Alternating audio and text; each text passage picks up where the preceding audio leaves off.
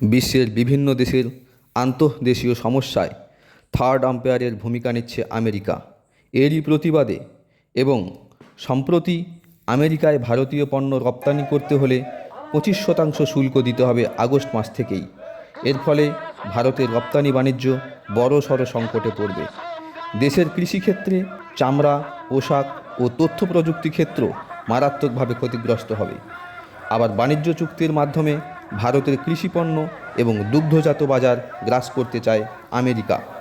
সমস্ত বিষয়ে মোদী সরকারের নীরব ভূমিকা আমেরিকার কাছে ভারতের নির্লজ্জ আত্মসমর্পণ বলেই মনে করছে এদেশের বামপন্থীরা। মোদী সরকারের এই মার্কিন প্রীতির প্রতিবাদে সংযুক্ত কিষাণ মোর্চা ও কেন্দ্রীয় শ্রমিক সংগঠন সমূহের ডাকে বিশাল মিছিল এবং ট্রাম্পের কুশপুতুল দাহ করা হয় উলুবেড়িয়া শহরে। মিছিলের নেতৃত্বে ছিলেন সারা ভারত কৃষক সভার রাজ্য নেতা পরেশ পাল, হাওড়া জেলা সম্পাদক মহেন্দ্র রায়, অগ্রগামী কিষাণ সভা হাওড়া জেলা সম্পাদক অসিত বরণ সাউ সহ অন্যান্য নেতৃবৃন্দ।